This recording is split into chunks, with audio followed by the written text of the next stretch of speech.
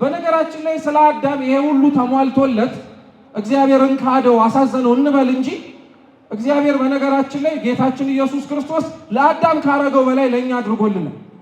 አዳም ጀርባውን ሰጥቶ አሳዘነው እንላለን እንጂ እግዚአብሔርን ያሳዘነው ከኛ በላይ አለን? ለአዳም አደረገለት ብለን ከምናወራው በላይ እኮ ክርስቲያኖች እግዚአብሔር ለኛ ያደረገው አይበልጥ? አዳም ተስፋ አድርጎ ይኖር የነበረው መንግስተ ሰማያትን እወርሳለሁ ብሎ ነው። እኛ እዚህ ምድር ላይ የምንኖረው ሰዎች እኮ መንግስተ ሰማያትን ለመውረስ ተስፋ የምናደርግ ብቻ ሳይሆን መንግስተ ሰማያት እየተከፈተልንም ሰዎችም ጭምር እኮ ነው።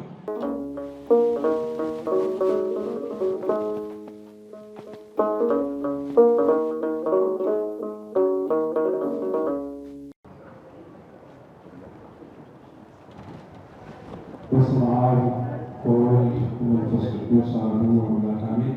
በስመ አብ ወወልድ ወመንፈስ ቅዱስ አሐዱ አምላክ አሜን። በስመ አብ ወወልድ ወመንፈስ ቅዱስ አሐዱ አምላክ አሜን። የተከበሩ አባታችን የዚህ ካቴድራል አስተዳዳሪ፣ ክቡራን አበው አይንተ እግዚአብሔር ካህናት፣ አበው መነኮሳት፣ ሊቃውንተ ቤተ ክርስቲያን፣ መምህራን፣ ዘማሪያን፣ ከሩቅም ከቅርብም የተገኛችሁ የልዑል እግዚአብሔር ቤተሰቦች በወደደን ባከበረን በአምላካችን ፍጹም ሰላም እንደምን አመሻችሁ፣ እንደምን ዋላችሁ፣ እንደምን እስከዚህ ሰዓት ደረሳችሁ? አሜን። በቸርነቱ በምሕረቱ በይቅርታው በእድሜያችን ላይ እጅን ሰዓት ጨምሮ ለዚህ ያደረሰን በዚህ በዓል የሰበሰበን የአባቶቻችን አምላክ ልዑል እግዚአብሔር ስሙ የተመሰገነ ይሁን። እንኳን አደረሳችሁ፣ እንኳን አደረሳችሁ፣ እንኳን አደረሳችሁ። ዛሬ ከቤተ ክርስቲያናችን በጌታችን በመድኃኒታችን በኢየሱስ ክርስቶስ ስም ከሚከበሩ አበይት በዓላት መካከል የአምላካችን የመድኃኒታችን የኢየሱስ ክርስቶስ ጥንተ ስቅለት የሚታሰብበት በዓል ነው። ለዛሬ ባለችን ጥቂት ደቂቃም ሕያውና ዘላለማዊ የሆነውን የአምላካችንን ቅዱስ ቃል መድኃኔ ዓለም በሚል ርዕስ እንማራለን። እስኪ መድኃኔ ዓለም በሉ ድገሙት። አሁን ድገሙት። መድኃኔ ዓለም በሚል ርዕስ እንማራለን። አምላካችን ቅዱስ እግዚአብሔር በጉባኤያችን መሃል ተገኝቶ ያራቀውን አቅርቦ የረቀቀውንም አጉልቶ ምስጢርን ገልጦ እንዲያስተምረን የእርሱ ቅዱስ ፈቃድ ይሁንልን። አምላካችን ቅዱስ እግዚአብሔር የምንሰማ ብቻ ሳይሆን ሰምተን ደግሞ ለምንኖር ለመኖርም የሚያስችለንን የንስሐ ዕድሜ እንዲጨምርልን የእርሱ ቅዱስ ፈቃድ ይሁንልን። በቤተ ክርስቲያናችን ያሉ በዓላት ሁለት በዓላት ሆነው ይከፈላሉ።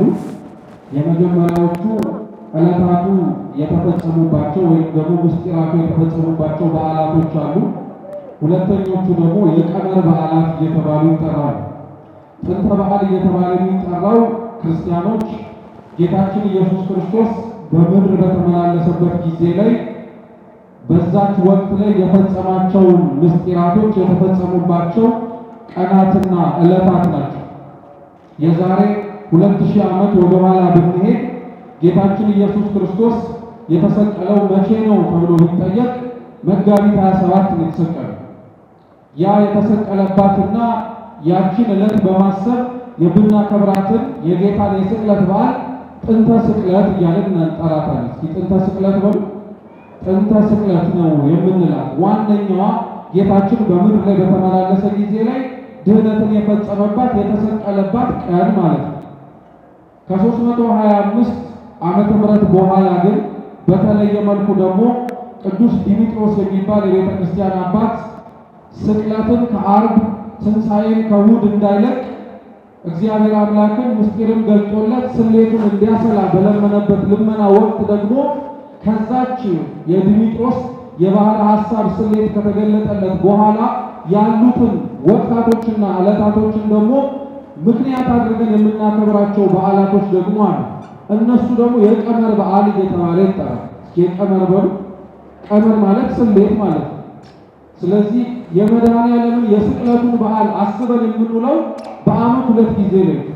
በጥንተ ስቅለቱ መጋቢት 27፣ በቀመር በዓልነቱ ደግሞ ጥቅምት 27ን እናስባለን።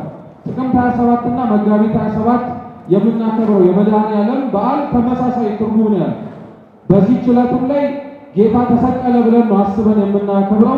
ጥቅምት 27ም ጌታ ተሰቀለ ብለን የምናከብረው። አንደኛው በእነዚህ ሁለት ዕለታት በዓሉ እንዲከበር የተደረገበት እንደምታውቁት የተሰበሰብንበት ወቅት የዐቢይ ጾም ወቅት ነው። በዚህ ወቅት ላይ ቤተክርስቲያን በተለየ መልኩ ስርዓቷ ከሌሎች በዓላትን ከምታከብርበት የአከባበር ስነ ስርዓት ይለያል። ሌሎች በዓላትን በምናከብርበት ጊዜ ላይ ከዚህ ወቅት ውጪ የሆኑትን ማለት ነው በከበሮ፣ በጸናጽል፣ በመቋሚያ፣ በእልልታ፣ በጭብጨባ እናከብራቸዋለን። የዐቢይ ጾም ወቅት ላይ የሚከበሩ ክብረ በዓላትን ግን ስለ ጾሙ ክብር ተብለው የተለወጡ በዓላቶች አሉ። ተመሳሳይ ዓላማ ያላቸው በጾሙ ስለታዘዘው ስርዓት ግን ተብሎ ቅያሬ የሆኑ ዕለታት የተደረገላቸው። አንደኛው ራሱ አሁን ያለንበት የመጋቢት 27 ዕለት ነው። ከዛ ዕለታት ውጪ ግን ምሳሌ ሌሎችን ጨምር ብንል ለምሳሌ መጋቢት 5 የጻድቁ አባታችን የአቡነ ገብረ መንፈስ ቅዱስ የዕረፍት በዓል፣ መጋቢት 5 የምናከብረውን የጻድቁን የዕረፍት በዓል ግን ተመሳሳይ ጥቅምት 5 እናከብረዋለን። እየሰማችሁ ተመሳሳይ የበዓሉ ዓላማዎች አንድ ናቸው፣ አይለዋወጡም። መጋቢት 5 ጥቅምት 5 የጻድቁን ዕረፍት የምንለው ለምንድን ነው? ከመጋቢት ወጥቶ ጥቅምት የሆነው ቢባል ስለ ዐቢይ ጾም የበዓላት አከባበር ስነ ስርዓት ተብሎ ነው። ሁለተኛው ምክንያት ግን ክርስቲያኖች የጻድቃን ብቻ ሳይሆን የጌታችን የኢየሱስ ክርስቶስ የስቅለት በዓል የምናዝንበት ብቻ ሳይሆን የምንደሰትበትም ጭምር ስለሆነ እያደመጣችሁ ከሆነ ጥያቄ ልጠይቃችሁ። የጌታ መሰቀል ያሳዝናል ወይስ ደስ ያሰኛል? መልሱ እንጂ ያሳዝናል ወይስ ደስ ያሰኛል? እና ለምንድን ነው ዛሬና ትናንትና ልል እያላችሁ ታከብሩ ነበር? መቼም ተሰቀለ እየተባለ ነው አይደል? እልል እያልን ነበር ስናከብር ነበር። የጌታ ስቅለት ለክርስቲያኖች የሚያስደስትም ነው የሚያሳዝን ነው። የሚያሳዝን የሚያስብለው የጌታን ስቅለት በደል ሳይኖርበት እንደ በደለኛ፣ ኃጢአት ሳይኖርበት እንደ አንድ ኃጢአተኛ፣ ወንጀል ሳይኖርበት እንደ ወንጀለኛ፣ ክፋት ሳይኖርበት እንደ ክፉ ተቆጥሮ ፈራጅ የሆነው እግዚአብሔር ከሚፈርዱት የሰው ልጆች ፊት ላይ ቆሞ ንጹሕ ሆኖ ሳለ እንደ በደለኛ ተቆጥሮ እኛ የሚጠበቅብንን ነገር እንዲያውም እሱ ጥፍ አድርጎት ስለተቀበለው ያ ያሳዝናል። ለዛ ነው መስቀልን ስናስበው ስለ ጌታ ሕማምና ጭንቀት ስናስብ ክርስቲያኖች የሆኑ ሁላችንም እንባ ፊታችን ላይ ይመጣል። ምክንያቱም ጌታ የተቀበለው እያንዳንዱ ነገር እኛ ስላጠፋነው ካሳ ብቻ ሳይሆን እኛ ያጠፋነውን ካሳ ከመክፈልም ባለፈ ለሱ የማይገባው ስለሆነ እግዚአብሔርን ይሄንን ያክል ዋጋ እንዲከፍል ያደረገው እግዚአብሔር ይሄንን ያክል ፍቅሩን እንደዚህ እንደሚወደን መግለጫ አድርጎ ያሳየበት ዋነኛው ምክንያት የሰው ልጆች ፍቅር አግዶት ነው እንጂ ይሄ ተገብቶን አይደለም። ሰው ስላጠፋው ጥፋት በነገራችን ላይ ክርስቶስ የከፈለለት ዋጋ እግዚአብሔር ግዴታ መክፈል ያለበት አልነበረም። የሰው ልጆች ያጠፋነው ጥፋት ክርስቶስን እስከዚህ ድረስ እስከ መከራ መስቀል የሚያደርሰው መሆን አልነበረበትም። ሰው አልቸገረው፣ እሱ መፍጠር አያቅተው። ያጠፉትን አዳምንና ሔዋንን ዕፀ በለሱን ቀጥፈው አፋቸው ውስጥ አስገብተው በጎረሱበት ጊዜ ላይ ኃጢአትን ሰርተው ሕጉን በተላለፉበት ወቅት ላይ ማጥፋት እኮ ይችል ነበረ። ታውቃላችሁ፣ መቅሰፍ ይችል ነበረ። ካለመኖር ወደ መኖር እንዳመጣቸው ነዋሪዎቹን እንዳይኖሩ አድርጎ ማጥፋት ይችል ነበር። ግን እግዚአብሔር አይገርማችሁም? ያጠፋነውን ጥፋት በሌላ ጥፋት ከማረም ይልቅ የእኛን ጥፋትና የእኛን ኩነኔ የእኛን በደል ለራሱ አድርጎ ተሸከሙ። እስኪ እውነት ነው የምላችሁ፣ ወደኋላ ልመልሳችሁና የጌታ ስቅለት ለምን እንደሚያሳዝን በደንብ ላስታውሳችሁ። አዳምና ሔዋን እግዚአብሔር አምላክ ሲፈጥራቸው በምድር በሚኖሩበት ጊዜ ላይ ምንም ያጎደለባቸው ነገር የለም፣ በገነት ማለት ነው። የሚበሉት አጥተው ነው ያጠፉት ጥፋቱን እንዳትሉ፣ ዕፀ በለስን ብቻ አይደለም እግዚአብሔር የፈጠረላቸው። ዕፀ ሕይወት የሚባል በኋላ እግዚአብሔር ባወቀ ወደ መንግሥተ ሰማያት ሲገቡ ሰውነታቸው የሚታደስበትን እጽዋት ፈጥሯል። ዕፀ መብል የሚባል ደግሞ መብላት ቢያሰኛቸው መብላት ቢፈልጉ መብላት የሚችሉትንም እጽዋት ፈጥሮላቸዋል። የምግብ ጉዳይ አልነበረም አዳምና ሔዋንን ዕፀ በለስ ቀጥፈው እንዲበሉ ያደረጋቸው። ልብ አድርጋችሁ ስሙ። እርቧቸው ነው ብትሉ በረሃባቸው ጊዜ ሊያስታግስ የሚችል ምግብ ፈጥሮላቸዋል። ስልጣን አምሯቸው ነው ብትሉ እግዚአብሔር አምላክ ሰዎችን እኮ መጨረሻ የፈጠራቸው ሁሉን ነገር አዘጋጅቶ ለማምጣት ብቻ ሳይሆን የፍጥረታት ሁሉ ዘውድና ማጌጫ ገዢ እንደሆኑ እንዲያውቁትም ጭምር ነው።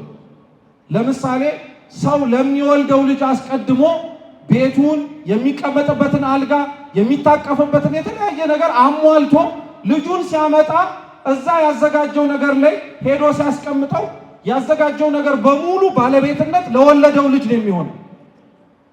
እግዚአብሔር ሰውን ከመፍጠሩ አስቀድሞ ይሄ ሁሉ የምታዩትም የማታዩትንም ፍጥረት ቀድሞ ያዘጋጀለት አዳም እንዲገዛው ነው።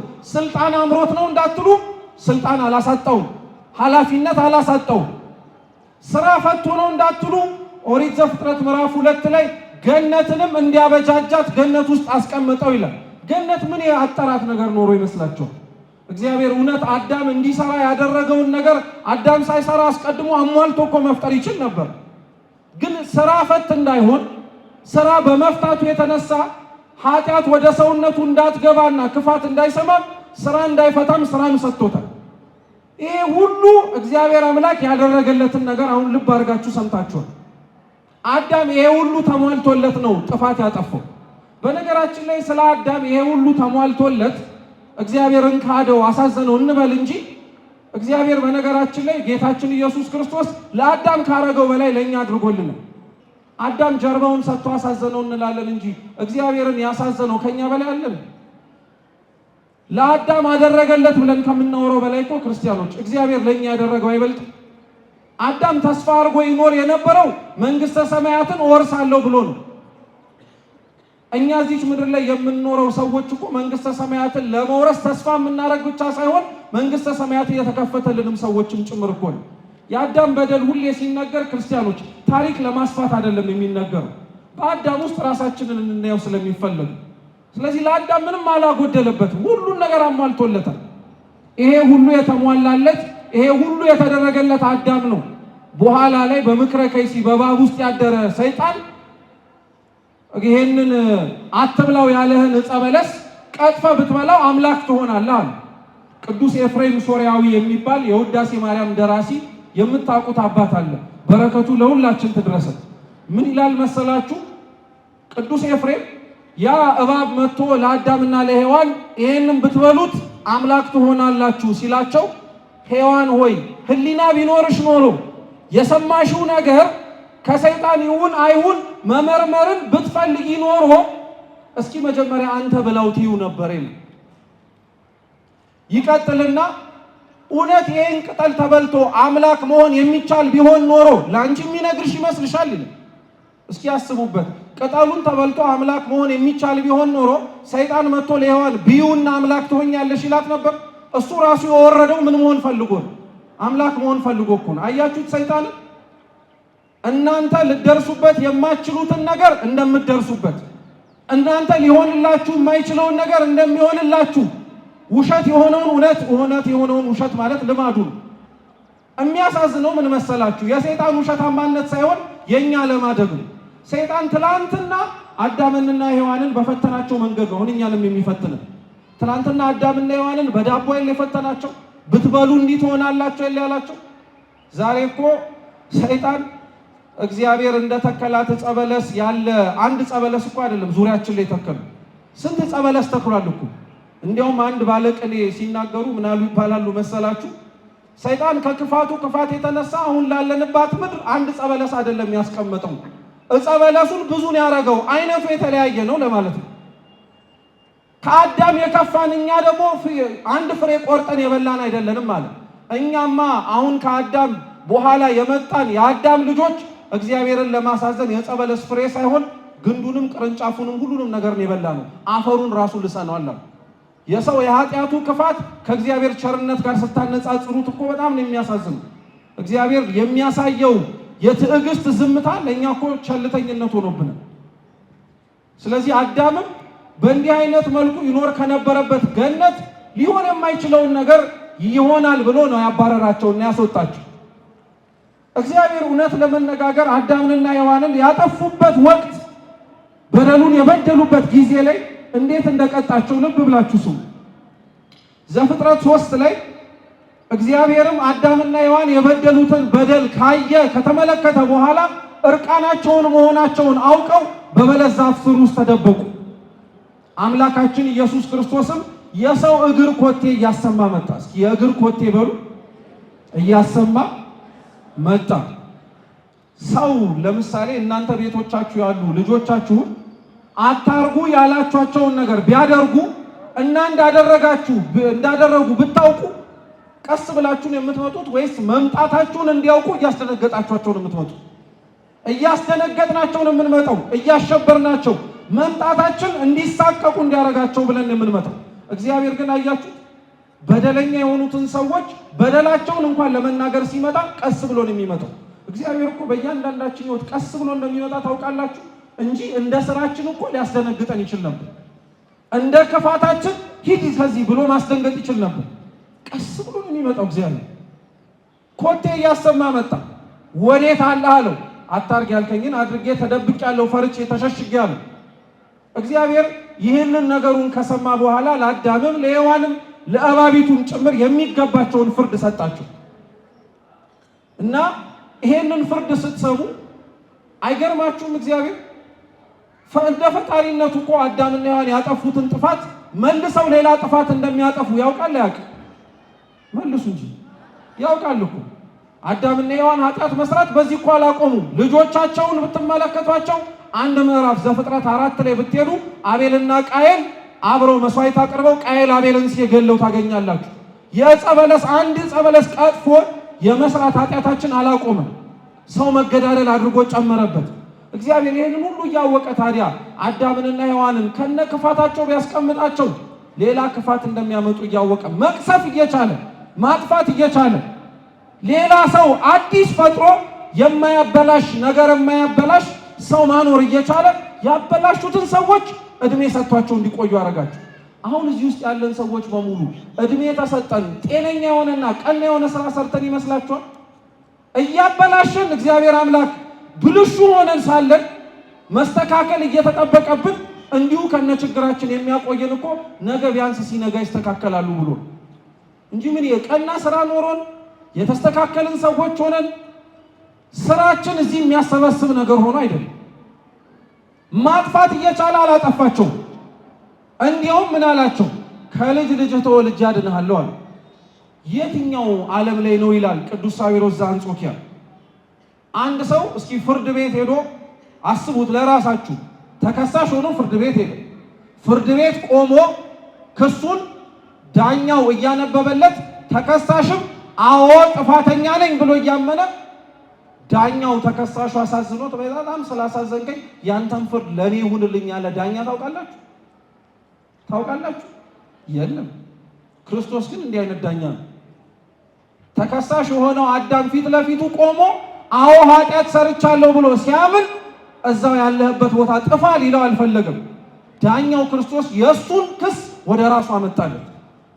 የእሱን ክስ ለማጥፋት ሲል እግዚአብሔር አምላክ ከላይ ካለበት ከሰማያት ሆኖ ዳኑ ብሎ መናገር አይችልም? ይችል ነበረ። መወለድ አይጠበቅበትም፣ መጠመቅም አይጠበቅበትም፣ በደብረ ታቦር ብርሃነ መለኮቱን መግለጥም አይጠበቅበትም፣ ምንም ነገር ማድረግ አይጠበቅበትም። ቃል ብቻ ተናግሮ ሰማይና ምድርን ያጸናው አምላካችን ቃል ብቻ ተናግሮ እኛንም ማዳን ይችል ነበር። ፍቅሩን ግን እንዴት ይግለጥልን?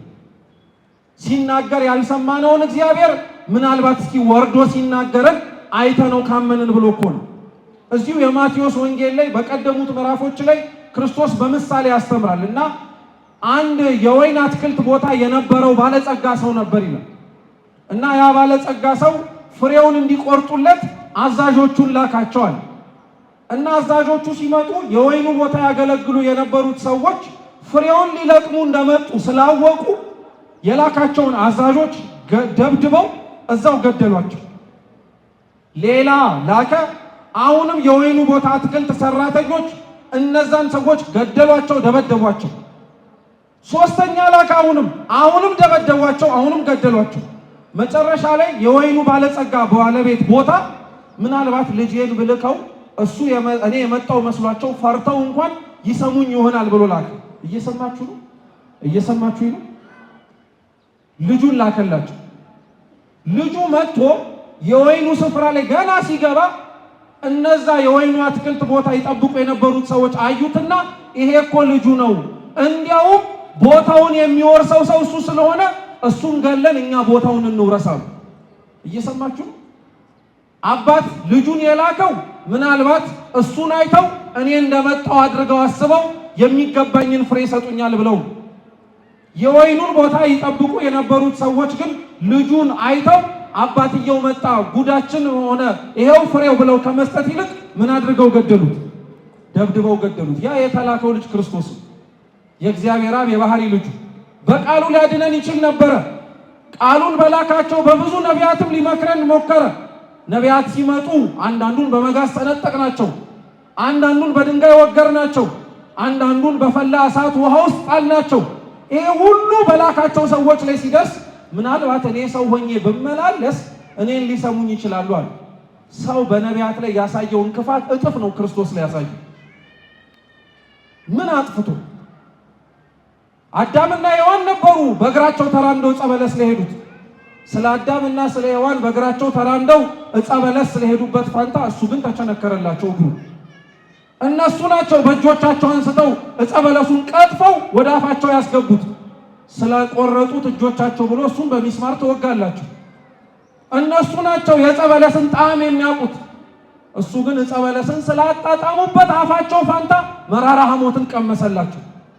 እነሱ ናቸው ዕፀ በለስን አይተው ተመኝተው ብንበላት አምላክ ታረገናለች አሉት። እሱ ግን ዕፀ በለሱን ባዩበት አይናቸው ፋንታ የሚሰቀልበትን ጎልጎታ እያየ ሄደላቸው። ይሄንን ስናስበው የክርስቶስ ስቅለት ያሳዝናል። ምንም ነገር ጥፋት የለበትማ፣ ምንም ክፋት የለበትማ። ይሄንን እያየን እናዝናለን። ባዘንበት በኩል ደግሞ በዛው ልክ ደግሞ እንደሰታለን። የጌታ ስቅለት የሚያስደስተን ደግሞ ለምን መሰላችሁ? ከቤተ ክርስቲያናችን መምህራን መካከል አባ ጊዮርጊስ ዘጋስጫ የሚባሉ ታላቅ አባት አሉ። በረከታቸው ለሁላችን ትድረሰን። አባ ጊዮርጊስ መጽሐፈ ምስጢር የሚባል መጽሐፋቸው ላይ የደብረ ታቦር ምንባብ ላይ እንዲህ የሚል ክፍለ ምንባብ አላቸው። አምላካችን ልዑል እግዚአብሔር ደቀ መዛሙርቱን ደብረ ታቦር የምትባል ተራራ ላይ ይዟቸው ወጣ። ጴጥሮስን፣ ዮሐንስ ወንጌላዊ እና የዮሐንስ ወንጌላዊ ወንድም የሆነውን ቅዱስ ያዕቆብን ይዟቸው ከወጣ በኋላ እዛ የደብረ ታቦር ተራራ ላይ እያዩት መልኩ መለወጥ ጀመረ። እነሱ የሚያውቁትን የማያውቁትን የሚመስለውን መልኩን የክርስቶስን አዩት። ልብሱ አጣቢ አንጽቶት አጥቦት ከሚያፈካው በላይ እንደ ፀሐይ ብርሃን አንጸባረቀባቸው። ከአቅማቸው በላይ ሲሆን ወደ ታች ወደ መሬት ወድቀው ሰገዱለት። በቀኙ በግራው ሙሴንና ኤልያስን ጠራላቸው።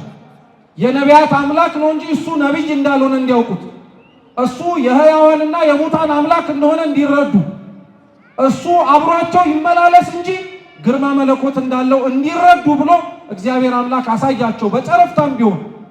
ይሄ ሁሉ ነገር እየተከናወነ ደግሞ እግዚአብሔር አብ በሰማያት ሆኖ ልክ እንደሚጠመቅበት ወቅት የምወደው ልጄ ይህ ነው እርሱን ስሙታል። ይሄ ሁሉ ሲከናወን ቅዱስ ጴጥሮስ ያይ ነው እና ቅዱስ ጴጥሮስ ይሄንን ሁሉ ካየና ከተመለከተ በኋላ ምን አለ መሰላችሁ? አብራችሁን በሉ በዚህ መሆን አለ በሉ እንጂ በሉ ሁላችሁ በዚህ መሆን ለኛ መልካም ነው። እስኪ ድገሙት። በዚህ መሆን ለኛ መልካም ነው። ቅዱስ ጴጥሮስ ይሄንን ያለው ደብረ ታቦር ተራራ ላይ ሆኖ በዚህ መኖር ለኛ መልካም ነው አለ እና አባ ጊዮርጊስ ምን ይላል? አዎ ቅዱስ ጴጥሮስ በዚህ መኖር ለአንተ መልካም ነው። ምክንያቱም አንተ የሚሰቀለውን ክርስቶስን ብርሃነ መለኮቱን እያየህ ነው። የሚገዛቸውን ሕያዋንና ሙታንን ነፍሳት በቀኝና በግራ እየተመለከትክ ነው። ሰማያዊ የሆነው አባቱ የምወደው ልጄ ይህ ነው እርሱን ስሙት እያለ ሲመሰክር እየሰማ ነው። ለአንተ በዚህ መኖር መልካም ነው፣ ለእኛ ግን ምንም አይረባንም ማለት። ክርስቶስ ብርሃነ መለኮቱን በመግለጹ አይደለም እኛ የተጠቀምነው።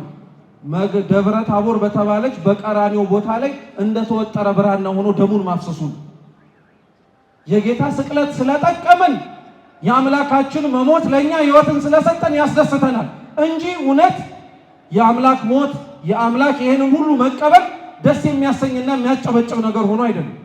ስለዚህ የጌታንን ስቅለት ስናስበው በአንድ በኩል እንደሰታለን። እኛ ነበርን ይሄንን ነገር መወጣት የሚገባን፣ እኛ ነበርን ይሄ ሁሉ ፍርድ የሚገባን። ይሄንን ሁሉ ፍርድ ስለወሰደልን ደስ ይለናል። በአንድ በኩል ደግሞ ስናየው እናዝናለን። ይሄ ሁሉ ፍርድ ለማን የተገባ ነበር? ለኛ ነበር፣ ለሱ ግን አይገባውም ነበር።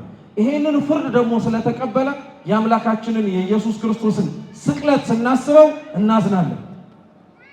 የአምላካችን የኢየሱስ ክርስቶስ ስቅለት ሕማም መከራ እንግዲህ የጀመረው በተሰቀለባት በዛች በዕለተ ዓርብ ሳይሆን ጌታችን መድኃኒታችን ኢየሱስ ክርስቶስ ደቀ መዛሙርቱን በመረጠባት ቀን ላይ ነው። እየሰማችሁ ነው? በደንብ አድርጋችሁ ስሙ። ሕማማት እየተባለ የሚጠራው ወቅት እንግዲህ በቤተ ክርስቲያናችን እንደምታውቁት የአምላክን ሕማም የምናስብበት ሰሞን ነው እና የአምላክን ሕማም ግብረ ሕማማት ራሱ ማለት ነው።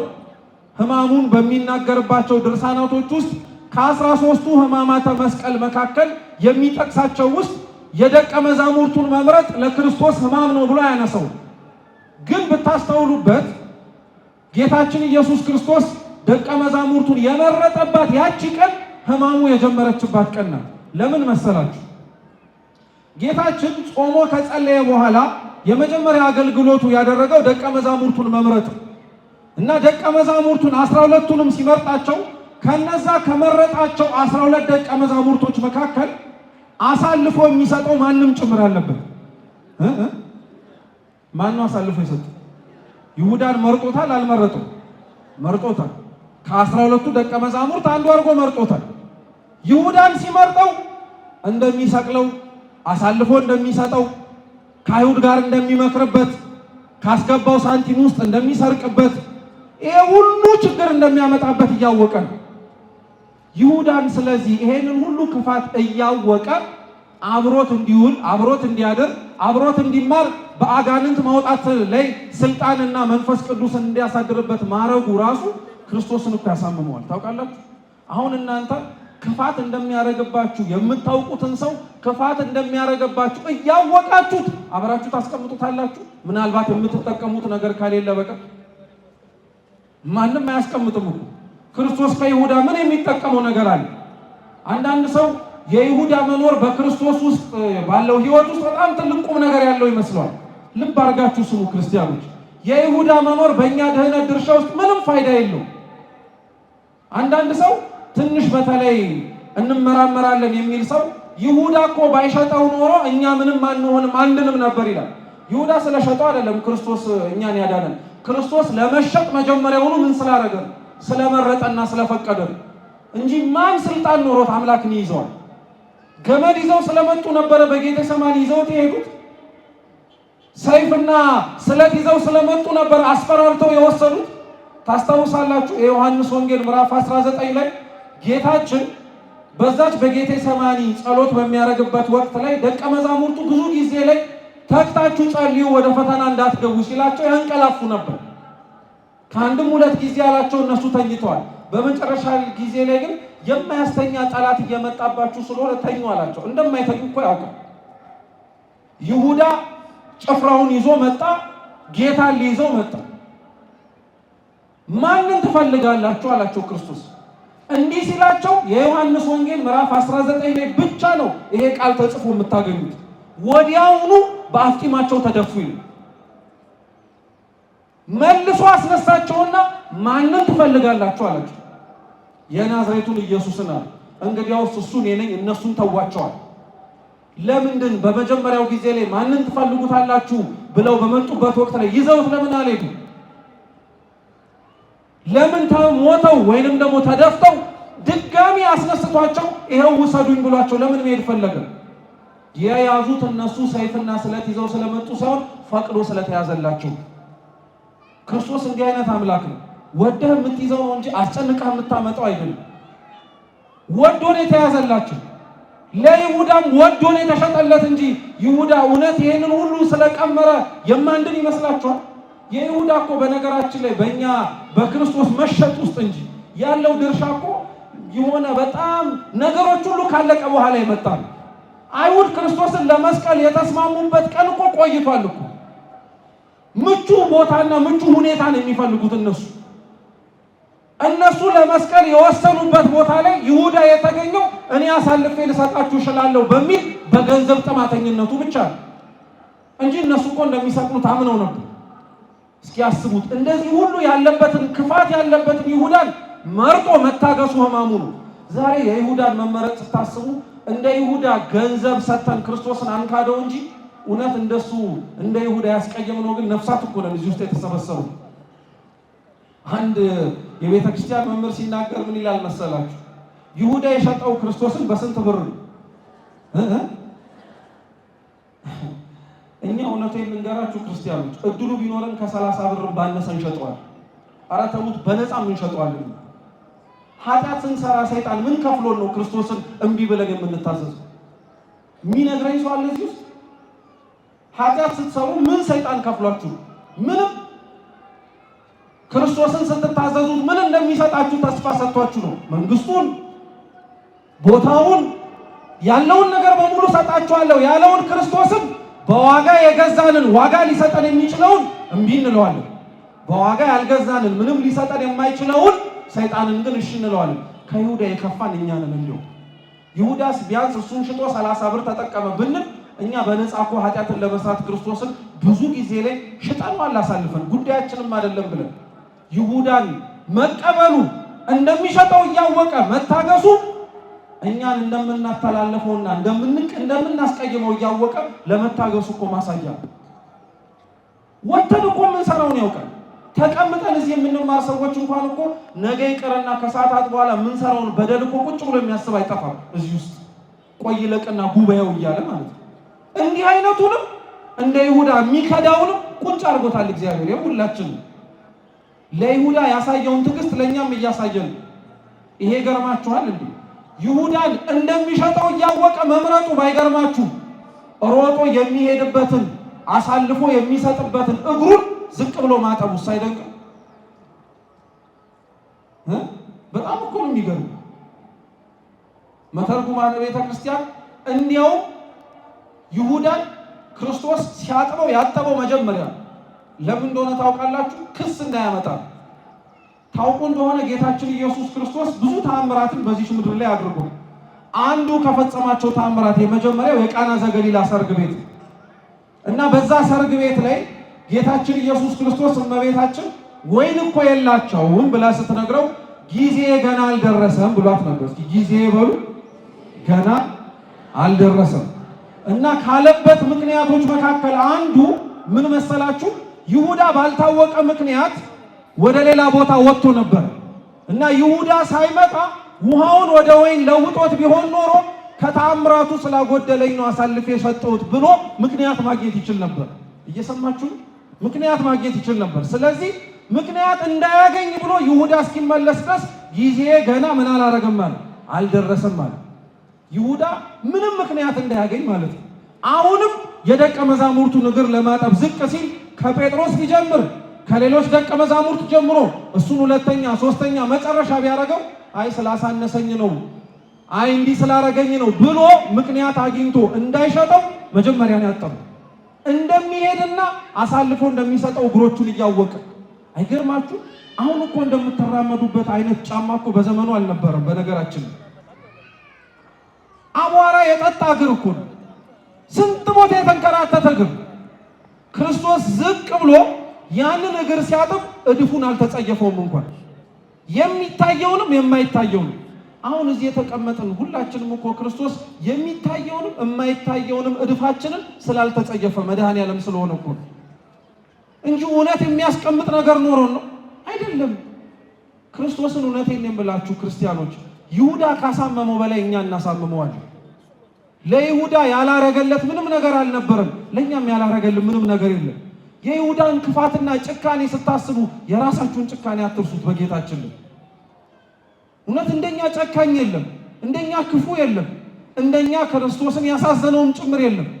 ግን ስንታይ እውነት ለመናገር ነጠላና ቀሚስ ያልሸፈነው የለም እንላለን እንጂ መድኃኔዓለምስ ያልሸፈነው ምን አለ?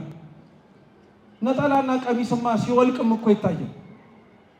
እርቃናችንን ሆነን ከጽድቅ ምንም ነገር ሳይኖርብን እንኳን ተቀምጠንና ቆመን ለሚያይን ሰው እንኳን ጥሩ ሰው መስለን እንድንታይ ያደረገን የማን ቸርነት?